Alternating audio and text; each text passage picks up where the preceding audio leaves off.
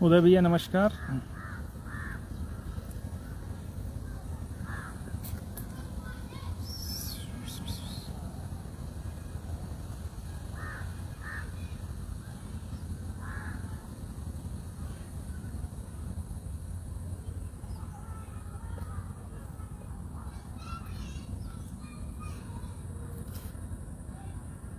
जो साथी जुड़ते जा रहे हैं शेयर कर दें ताकि ज़्यादा से ज़्यादा लोग जुड़ सकें।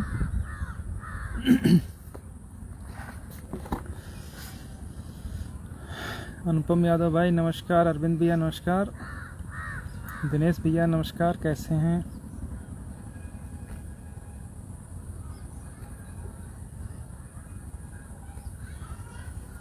सादाब अंसारी भाई नमस्कार।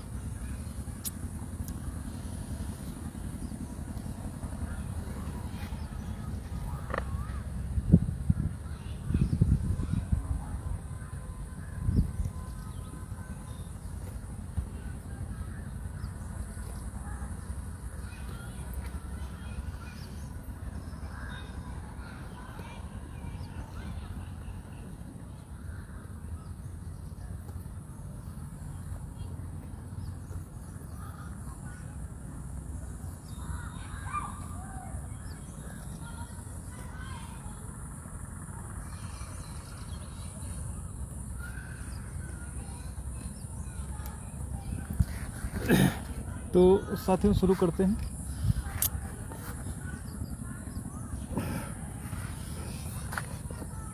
अभी छुट्टी से जस्ट पहले जो ग्रीष्मकालीन अवकाश था तो जुलाई में अपनी डेट लगी थी। तो उससे पहले हम लोगों का प्लान यही था कि जो रिट कोड का ऑर्डर था उसमें सब कुछ तो सही था, लेकिन जो सहायक अध्यापक भर्ती परीक्षा पर जो रिजर्वेशन लागू हुआ था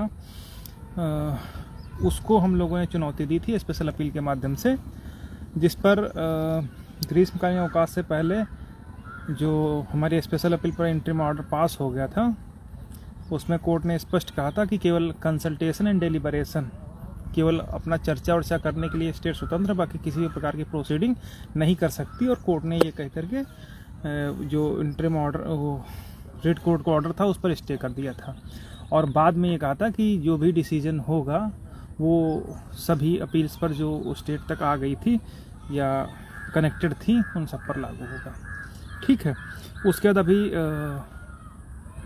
जब इंटरिम ऑर्डर हो गया था तो इंटरिम ऑर्डर से पहले लगभग पूरी दशा और दिशा हम लोगों की स्पेशल अपील की तय हो गई थी, क्योंकि किसी भी ऑर्डर पर कोर्ट तभी स्टे करती है या तभी रोक लगाती है जब कोर्ट पूरी तरीके से उस अपील में जो फैक्ट्स दिए होते हैं उन पर कन्विंस होती है या पूरी तरीके से संतुष्ट होती है कि हाँ वास्तव में जो स्पेशल अपील आई है रिट कोर्ट के जजमेंट के खिलाफ वो सही है। अनुज उनसे बात कर लो, शकीला से। तो जो अपील आई थी तो उस पर जस्टिस राजन राय साहब ने सुनवाई करी थी और 4-5 डेट पे उनके यहाँ सुनवाई हुई थी और हर बार जो है हम लोग पूरी तरीके से उनको संतुष्ट करने में सफल है, जिसके बाद उन्होंने रिट कोर्ट के ऑर्डर को रोक दिया था। उसके बाद जुलाई में लगा दिया था कि हम फाइनल सुनवाई करके डिसाइड कर देंगे। अभी पिछली डेट पर जो सुनवाई हुई थी उसमें चूँकि चीफ साहब क्रिमिनल के जज हैं, जज तो वैसे तो जज होता है क्रिमिनल और उसका नहीं होता है, लेकिन आम तौर पर जो उनकी अभी तक के मुकदमे डिसाइड हुए हैं मोस्टली वो क्रिमिनल ही सुनते हैं। सर्विस मैटर के विषय में उनको अब ये मैं नहीं कह सकता कि नॉलेज नहीं है, लेकिन उन कहीं ना कहीं थोड़ा सा अनकंफर्टेबल फील करते हैं।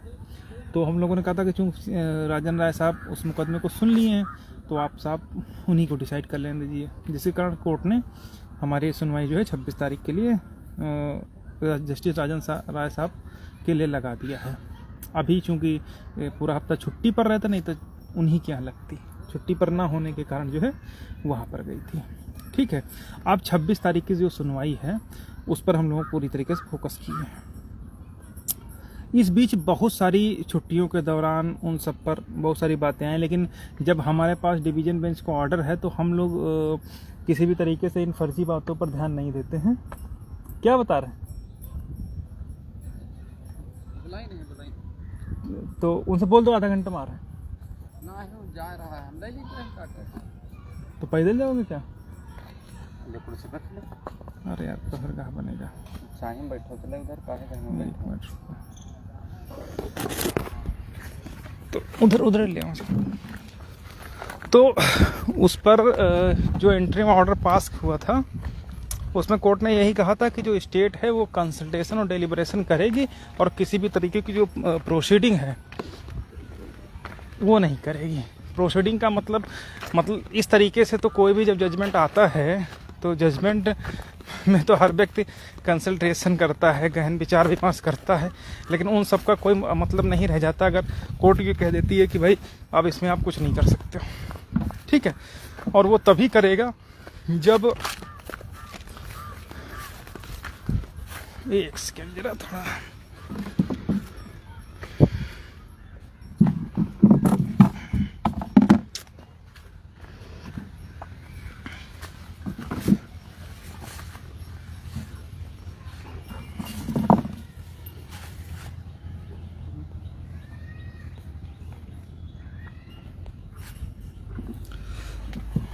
तो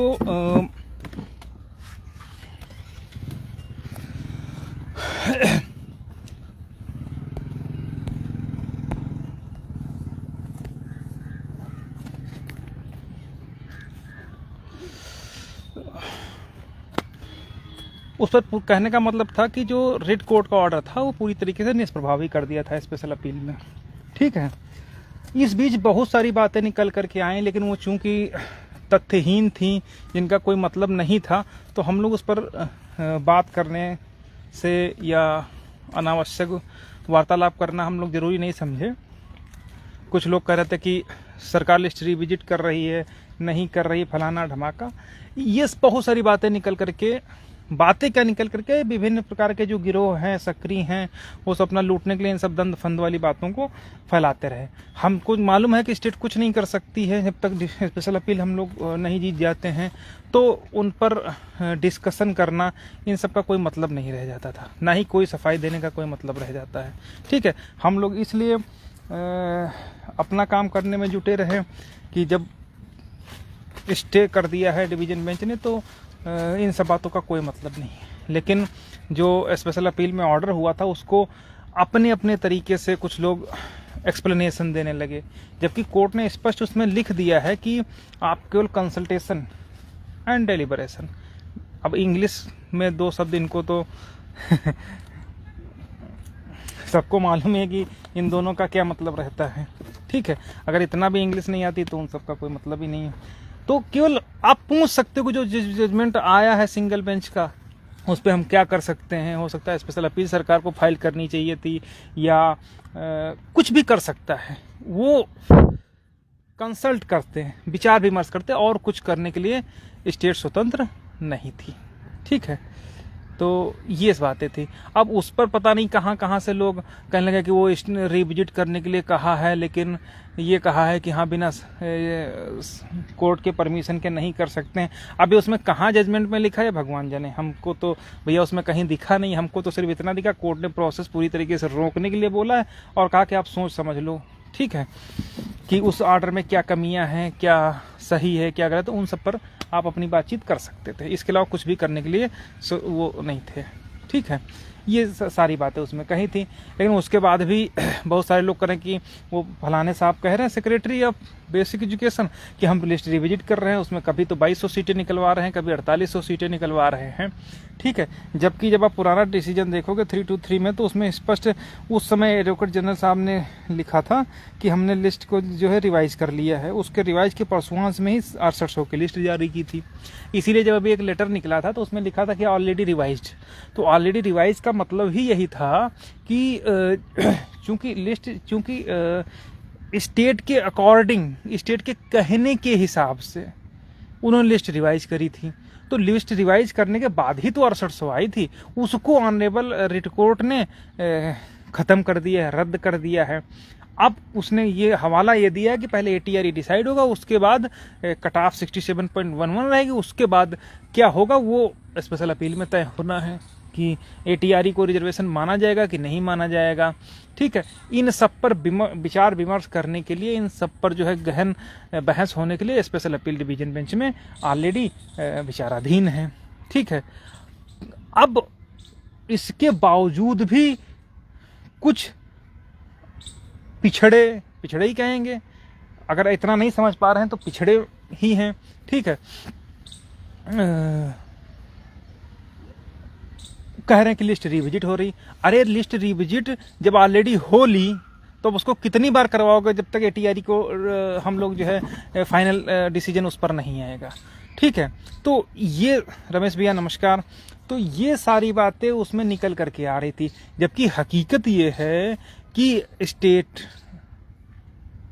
में जो अधिकारी बैठते हैं वो ऐसे ही IAS PCS नहीं है, उनकी खोपड़ी जहाँ से ये लोग सोचना शुरू करते हैं उनसे 10 गुना आगे वो लोग सोचते हैं। वो आपको बिठाएंगे, अच्छे से बिठाएंगे और आपकी सारी रणनीति, सारी बातचीत सब कुछ समझ लेंगे और आप कुत्ते के तरीके से उनके आगे पीछे दुम हिलाते रहोगे और अपनी बात उनको बता दोगे, ताकि वो खुद जानते हैं कि जब हम इस तरीके के लॉलीपॉप देंगे तो ये लोग मुख्य मुद्दों पर बहस करवाने के बजाय इधर उधर की बहस करवाना शुरू करेंगे, या बहस नहीं करवाने की भाई अपने वकील को ब्रीफ उस पॉइंट पर करेंगे जो पॉइंट वास्तव में लीगल होगा ही नहीं, इलीगल होगा, जिसका कोई मतलब रहेगा नहीं।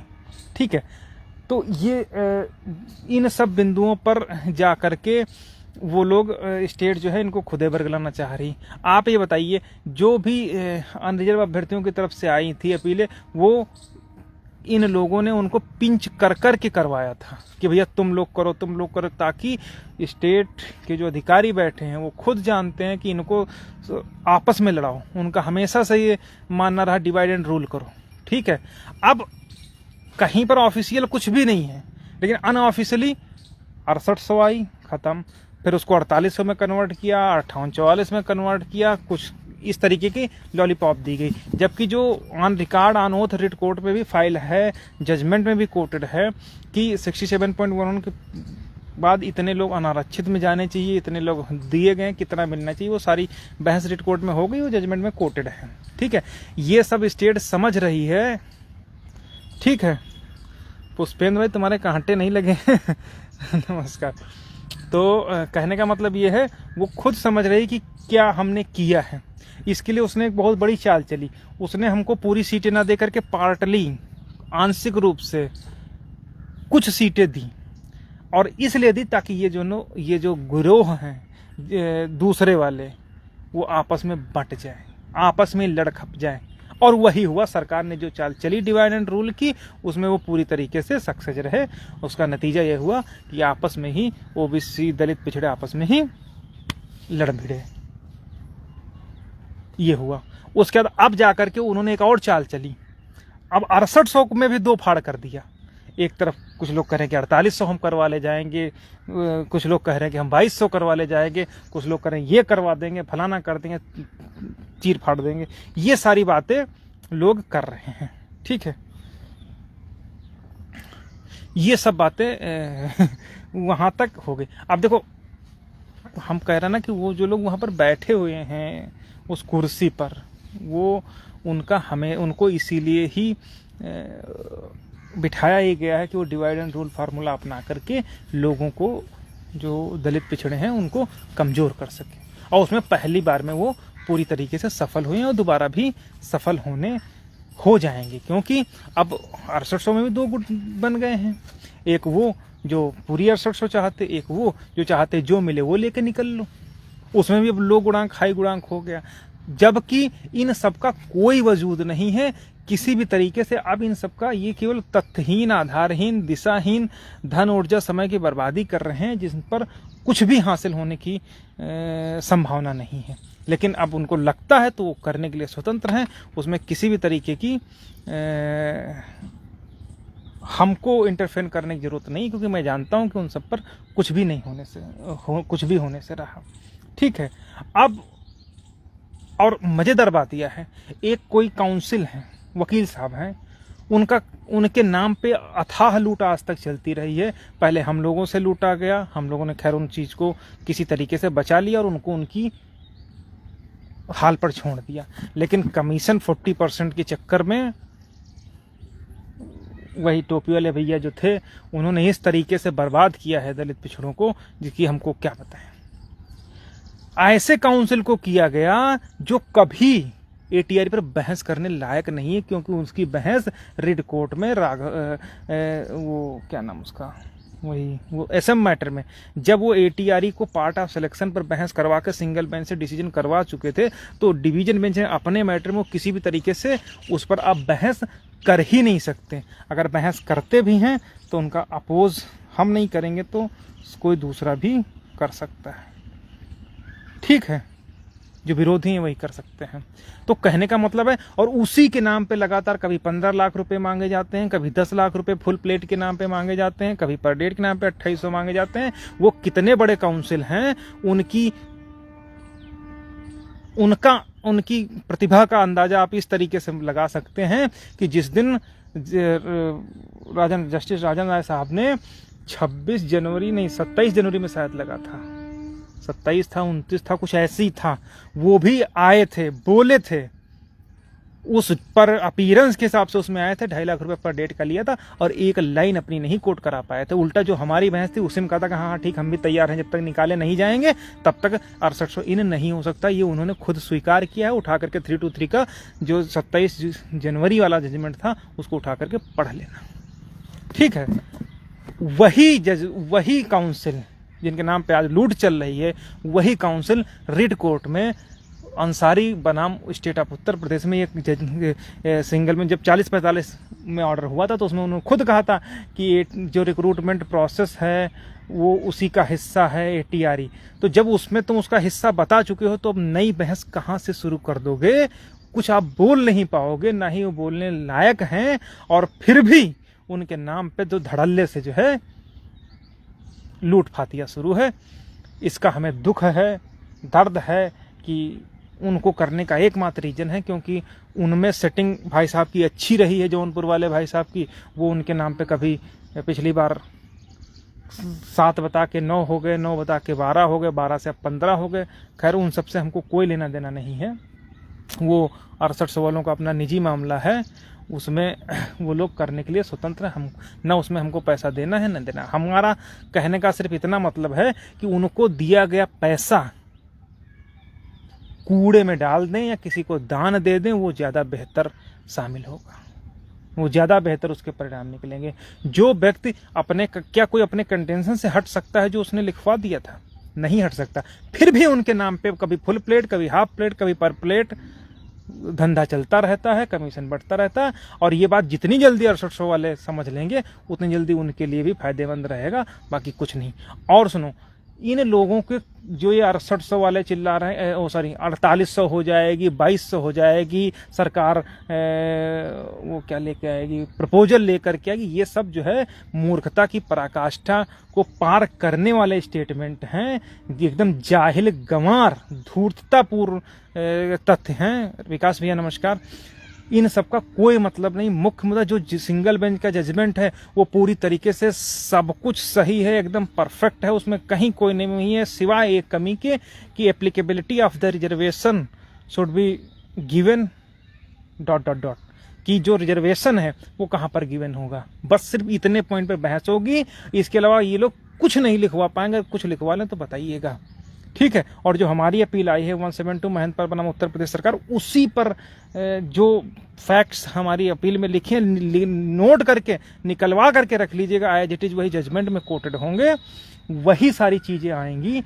अन्य जो ये लोग फुदक रहे हैं कि 4800 स्टेट हो जाएगा, इन सब का ये सिर्फ मूर्खतापूर्ण बातें हैं, और इनसे मूर्ख वो लोग हैं जो इन सब के नाम पे जो है देते हैं। लेकिन हमें इसलिए भरोसा है कि लोग इनकी बातों में झांसे में आ जाएंगे जब लोग प्रत्यावेदन के नाम पे 20-20, 5-5 हज़ार, 50-50 हज़ार रुपये सुअर बलि टाइप के गंवारों को दे दिए। जब लोग ये मान लिए कि 6 सितंबर लिस्ट रद्द होने के बाद, स्टे होने के बावजूद अपॉइंटमेंट 6 सितंबर के नाम पे लोग वो कर लिए, तो यहाँ पर तो कुछ रुपए हैं।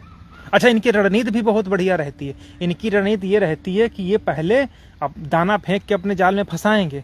पहले कहेंगे हम 1500 में आची बना रहे हैं, फिर कहेंगे हम भैया 2000 में बना रहे हैं, हम 1200 में बना रहे हैं, और फिर क्या, उनका फिर दोहन शुरू होगा, उनको उनके हाल पे छोड़ दिया जाएगा। हाँ ठीक है, कितने दिए थे भैया, याची टाइम पे हमने 1000 दिए थे, कहीं ठीक है 1500, और बाद में कितने दिए, 500 दिए, कहीं अब कहीं 300, कहीं 200। हाँ ठीक है, मतलब वो एक तरीके से पहले उनको फंसाते हैं, फिर धीरे धीरे उनको उनका शोषण करते हैं। ठीक है, और फिर जा कर के उनमें जो है किसी यूएन वाले पंडित जी के नाम पे एक वसूली शुरू होती कि वो आएंगे 4800 करवा देंगे, वो आएंगे 2200 करवा देंगे, वो आएंगे ये तीर कर देंगे, वो तीर कर देंगे। अरे वो कुछ नहीं करवा पाएंगे, अगर अपना कंटेंशन लिखवा दें वही बहुत बड़ी बात है। ये मैं चैलेंज के साथ कह रहा हूँ। और ठीक है, जिसको करवाना हो करवा ले, और अगर करवा के दिखा देंगे 4800 या करवा के दिखा देंगे 2200 तो कहिएगा। ठीक है, और अगर कोई ये सोचता है कि यहाँ यही लोग थे जो रिट कोर्ट में भी अनर्गल वही वो संदीप दीक्षित साहब थे, उनको लेकर के हर डेट पे आ रहे थे, कभी सुपर न्यूमेरिक का जाल फेंक रहे थे, कभी किसी न्यूमेरिक का बाल फेंक रहे थे, कभी वैकेंट पोस्ट पर करवा रहे थे, लेकिन हुआ कुछ नहीं हुआ। जब भी फैक्चुअल बहस होगी वो उन्हीं फैक्ट्स पर होगी जो हम लोग उठाते आए हैं, और रिट कोर्ट में सब कुछ कोटेड है, उसमें कहीं से भी कुछ भी चेंज होने की जरूरत नहीं है, सिवाय एप्लीकेबिलिटी ऑफ द रिजर्वेशन। बस इतना डिसाइड होना है स्पेशल अपील में, बाकी कुछ नहीं डिसाइड होना है। बाकी अगर कोई ये सोचे कि कुछ और हो जाएगा उसमें, तो गलत बात है। ठीक है, और जब एप्लीकेबिलिटी डिसाइड हो जाएगी तो जो सिंगल बेंच का जजमेंट है, जो उसमें कट ऑफ डिक्लेयर करी है, कोर्ट ने कोटेड की है 67.1, हम नहीं कह रहे हैं, स्टेट ने कहा है, उस चीज को उसने जजमेंट में रिट कोर्ट ने कोटेड किया, सब कुछ लिखा हुआ है उसमें। तो जैसे ही एटीआरई डिफेंस होगा, अपने आप वो सारी चीजें प्रभावी हो जाएंगी कि भाई फिर कुछ भी उसमें ये कैलकुलेशन नहीं करना पड़ेगा कि हाँ एटीआरई पार्ट ऑफ सिलेक्शन है कि नहीं, ये फलाना है ढमका है। ठीक है, तो ये सब बातें हैं, और इन सब बातों को होने के बावजूद भी अगर किसी को लगता है कि वो फलाने वकील को लेकर के या धमाके वकील को लेकर के या स्टेट की तरफ से आकर के प्रपोजल दे करके वो करेंगे, तो हम लोग कहीं घुइयाँ छीलने नहीं गए हैं कोर्ट में।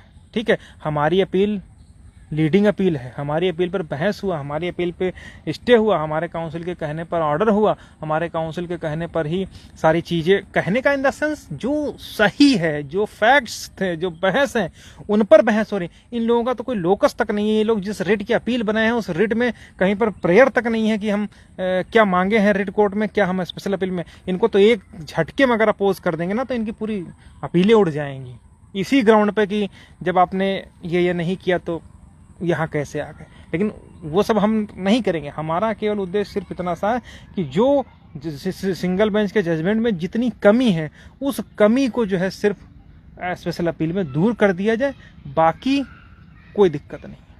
ठीक है, तो ये सारी बातें हैं। और इन बातों के अलावा अगर किसी को कहीं से भी लगता है कि भाई कोई आकर के 6800 लेके उड़ जाएगा, 4800 लेके उड़ जाएगा, 2200 लेकर के उड़ जाएगा, ठीक है। सलन भाई देखिए, लिस्ट रिविजिट 67.1 आप सोच के देखिए यार, जो भी किसी भी भर्ती का कट ऑफ एक होता है, वो कट ऑफ एक डिक्लेयर होता है, उसी के हिसाब से जो है भर्तियां होती हैं।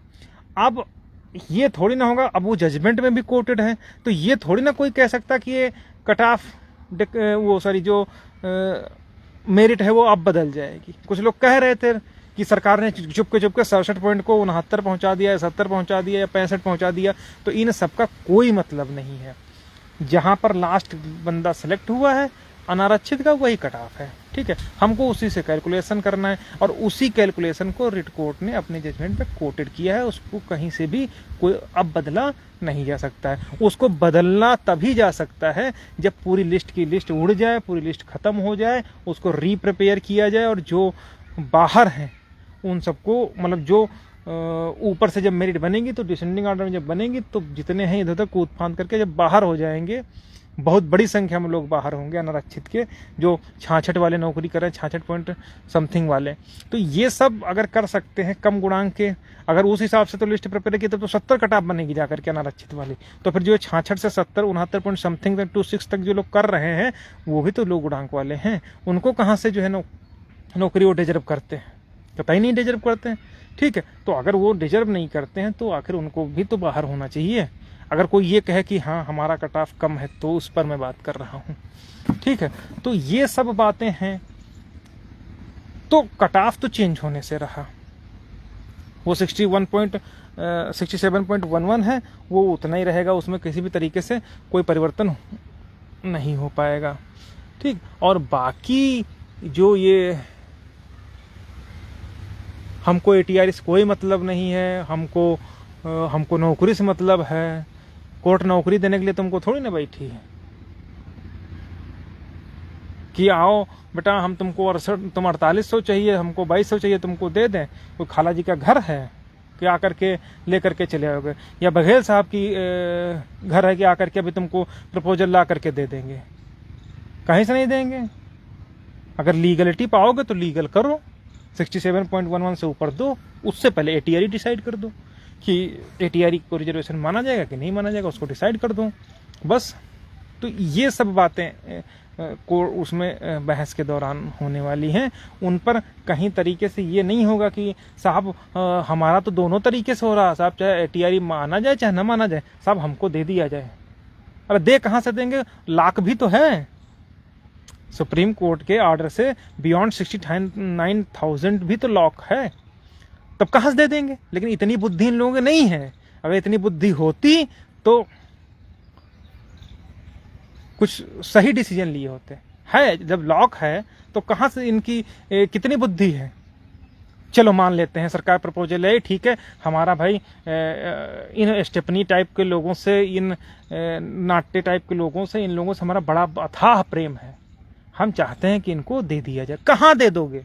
घर में नौकरी करवा दोगे कि बघेल साहब के ऑफिस में नौकरी करवा दोगे, वहां ज्वाइनिंग दे दोगे?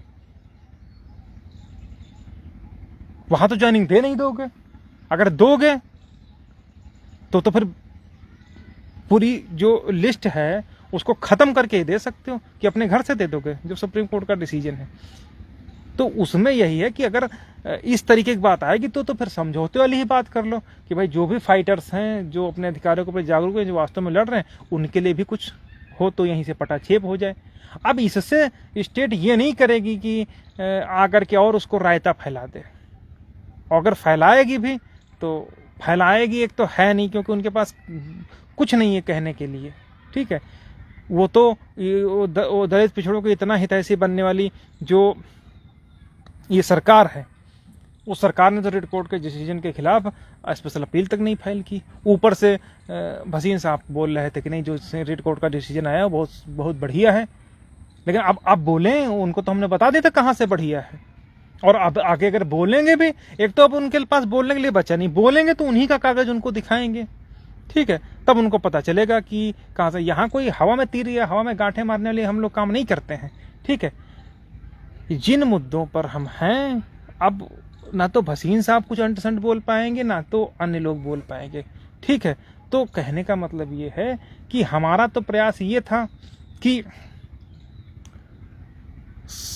किसी तरीके से, सही तरीके से लड़ाई लड़ करके कर लिया। लेकिन हम देख रहे हैं वो कोई 2200 लिए भाग रहा है लंगोट में, कोई 4800 लिए कोशिश करा, जबकि ये सब मतलब देखते, मतलब जिसको बोलते हैं दिशाहीन, मूर्खतापूर्ण कृत्य हैं या कमीशन खोरी वाले कृत्य हैं। ठीक है, हमको सबसे ज्यादा तकलीफ इस बात पर हुई कि जो व्यक्ति रिजर्वेशन का पक्का दुश्मन है, जिनका ATR पर जो कंटेंशन है वो अलग रिकॉर्ड है, उनको ला करके फुल प्लेट करने के लिए उगाही की जा रही है। और मैं जानता हूं कि उनकी कितनी औकात है, और आप लोग भी देख लीजिएगा कि कितनी औकात है उनकी। देखे होगा, सिंगरम देखा होगा, भाग गए थे, नहीं भागे थे। और यहाँ भी एक लफ्ज आज तक बोल पाए हैं? नहीं बोल पाए, न बोल पाएंगे। मैं आज आपको बता दे रहा हूँ। ठीक है, न बोल पाए थे, न बोल पाएंगे। और अभी आगे देखिएगा, जब बहस होगी तब देखते हैं कहाँ से 6800, 4800, 2200 करवा के ले जाएंगे। ठीक है, वो चूंकि सेक्रेटरी साहब हैं, वो बहुत ही मीठे व्यक्ति हैं, तो वो तो इस तरीके से क्रियाकलाप करते ही रहते हैं कि उदय भैया उनकी वो सब जो है जिनकी आप बात कर रहे हो, वो दरअसल ऐसे लोग ऐसे हैं ना कि इनका कोई वजूद नहीं है। कल तक कोई बता रहा था यही लोग था कि अब हम कुछ नहीं करेंगे, कोर्ट में नहीं लड़ेंगे, आज वसूली शुरू कर दी है। तो ऐसे लोग जो हैं इनकी बात का क्या भरोसा किया जैसे, क्या इनको आप सोच सकते हो? ठीक है, और बाकी अभी 26 तारीख को बहस होने दीजिए। आप लोग जो साथी हैं ये कतई मत सोचिए कि कोई 4800, 2800, 3200 ये इस तरीके का लेकर के कहीं से कोई चला जाएगा। ये सब केवल इनके ख्याली पुलाव हैं, मुंगेरी लाल के हसीन सपने हैं। ठीक है, और तेनालीराम कौन सा वो इसी तरीके से और थे कोई उनके जैसे ये केवल सोचते हैं मन में। ठीक है, राहुल सिंह, उनको अगर इतनी तमीज होती तो फिर क्या था, फिर हम लोगों की ज़रूरत ही नहीं रह जाती।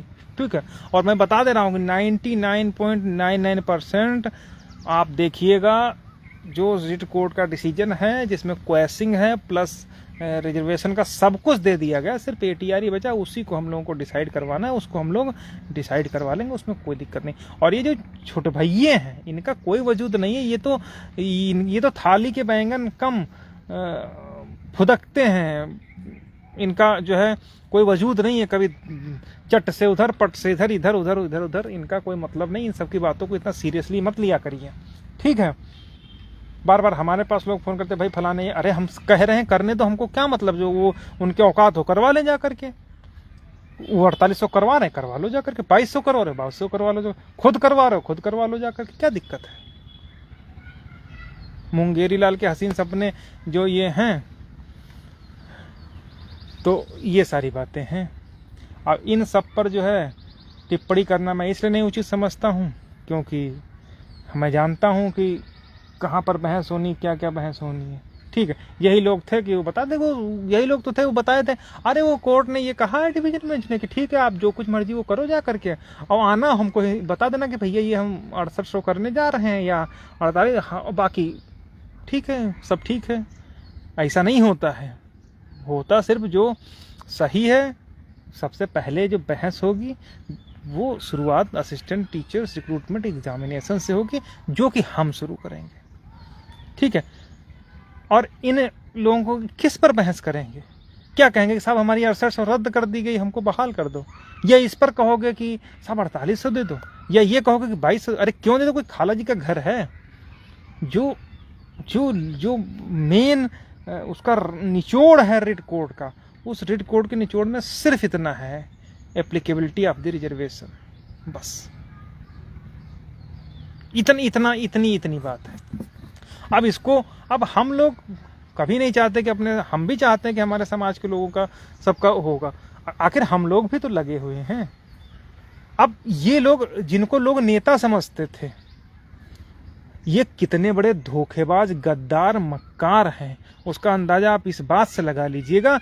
यही लोग गला फाड़ फाड़ करके पहले कहते थे कोई घोटाला नहीं हुआ है, पर वही लोग उनके साथ में आए, थर्ड काउंसलिंग के नाम पे आए। उसके बाद जो है वो मीठे भाई आए जो कहते थे कि 20,000 सीटें जो मारेंगे, जब तक एक एक सीट नहीं ले लेंगे तब तक पूरा लखनऊ वो कर देंगे। क्या हुआ, वही गद्दार मक्कार 58, 44, 6800 पर लेकर के भागने की कोशिश किए। वही गद्दार मक्कार आज 6800 के भी 2 टुकड़े हो गए, 2200, 4800 और फलाना, वो लेकर के भागने की फिराक में हैं। इसका मतलब आप समझते हो कि ये कितने बड़े समाज के हितैषी हैं, उसका अंदाजा आप लगा लीजिए।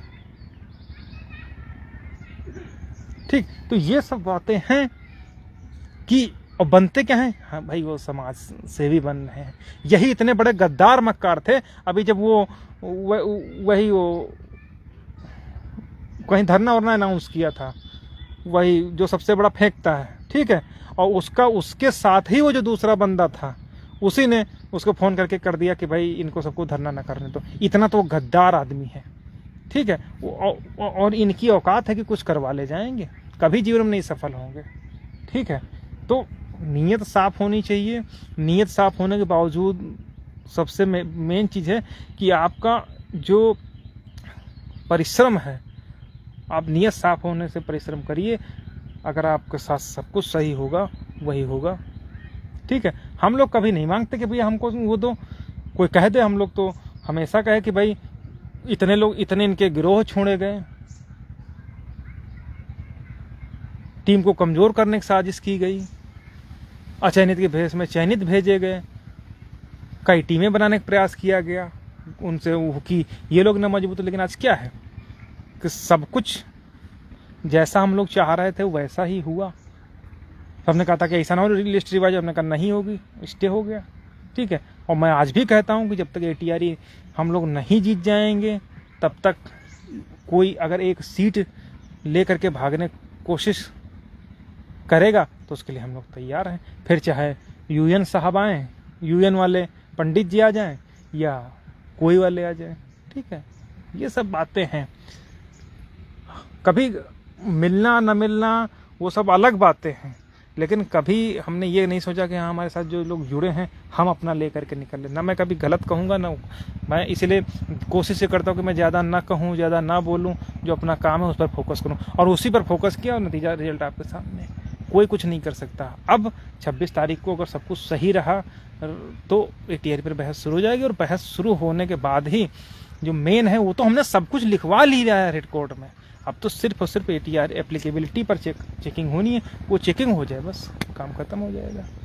ठीक है, तो ये सब बातें हैं।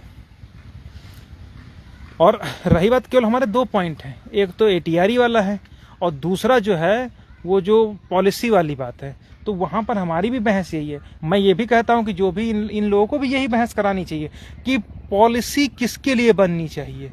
उनके लिए बननी चाहिए जो डिजर्व नहीं करते हैं, जो कम मेरिट होते हुए हमारी सीटों पर नौकरी कर रहे हैं, उन लोगों, उन गलत लोगों के लिए पॉलिसी बननी चाहिए, या उन लोगों के लिए बननी चाहिए जो सही हैं और सरकार की गलत नीतियों के कारण, गलत आरक्षण बंटवारे के कारण, बायस्ड हो करके लिस्ट बनाने के कारण सड़क पर धूल फाँक रहे हैं, उनके लिए लिस्ट, उनके लिए पॉलिसी बननी चाहिए, या उन लोगों के लिए पॉलिसी बननी चाहिए जो डिजर्व नहीं करते हैं, उनको जबरदस्ती नौकरी दे दी गई है, उनके लिए पॉलिसी बननी चाहिए।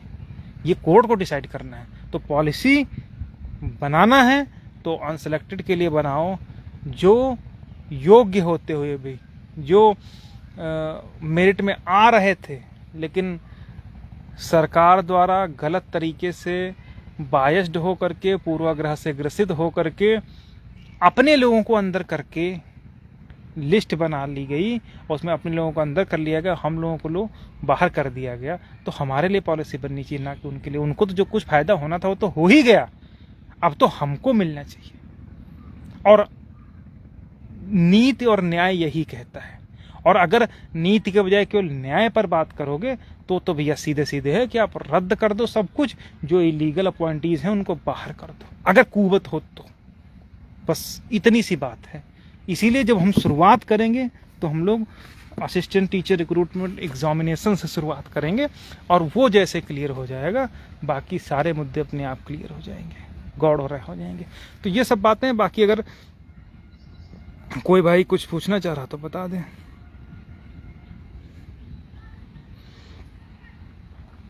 सचिन भैया बिल्कुल सही बात कह रहे हैं हम।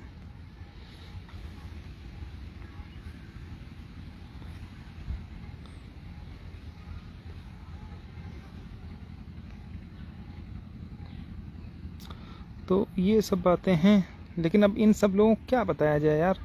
ये लोग जैसे अपना भैया बिल्कुल सही कह रहे हैं सब भाई, लेकिन इनको क्या बताया जाए। शैलेंद्र भाई परेशान मत हो, ठीक ना।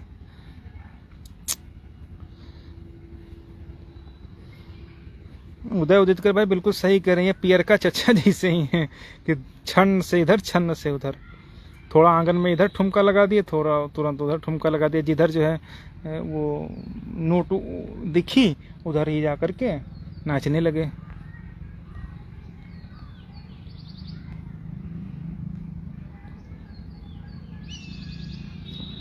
अनुज गुप्ता बोल रहे हैं टीईटी पर बोलिए। देखिए मेन चीज है कि पहले टीईटी हुई फिर एटीआरई हुई। जब बहस हम एटीआरई करेंगे तो टीईटी अपने आप गौड़ हो जाएगा, ठीक है। वो टीईटी वाली बात जो है वो उन सबका कोई मतलब नहीं। जब उससे एक स्टेप आगे की हम बात करें तो उसका कोई मतलब नहीं, वो तो फिर अपने आप हो जाएगा। उसकी बात तो तब आ जाएगी जब ATRE पर हमारे अगेंस्ट डिसीजन आएगा। मलकीत भाई बिल्कुल सही है। तो ये सारी बातें हैं। बाकी 26 तारीख को हम लोग पूरी तैयारी के साथ रहेंगे। कुछ भी अगर होगा तो हम लोग आपको इन्फॉर्म करते हैं। अगर मैं कुछ नहीं बोल रहा हूँ, नहीं पोस्ट कर रहा हूँ या नहीं कुछ कह रहा हूँ तो इसका मतलब ये कतई नहीं कि हम शांत हैं। अभी भी जितने हम लोग पूरी तरीके से कोर्ट में भी थे, एक दिन पहले जा करके ब्रीफ भी कर सब कुछ करवा लिया था। वो आपसे ज़्यादा रिस्पॉन्सिबिलिटी, आपसे ज़्यादा चिंता मुझे रहती है, ठीक है, मैं खुद वो कर रहा हूँ। लेकिन बस ये है कि रिजल्ट से हम लोगों को मतलब रहता है, बाकी इससे नहीं मतलब रहता है कि हम कहाँ फोटोबाजी करें इन सब चीज़ों से, ठीक है। और यहाँ ये भी नहीं कि हमको फुल प्लेट करना है, हाफ प्लेट करना है, पर हर रोज़ प्लेट करना है, वो चीज़ नहीं है, ठीक है। तो ये सब बातें हैं, बाकी तो कोई ख़ास बात है नहीं, ठीक है। और बाकी अगर कुछ भी होगा तो हम आप लोगों के बीच में अपनी बात रखेंगे, जैसे हम रखते हैं। आप लोगों का सहयोग सपोर्ट हमेशा से हम लोगों के साथ ऊर्जा का काम किया, तो आगे भी हम उम्मीद करते हैं कि जहाँ तक अभी तक हम लोग सफल हुए हैं तो आगे भी सफल होंगे। नर्मदेश्वर भैया नमस्कार, ठीक है साथियों, सभी साथियों को नमस्कार।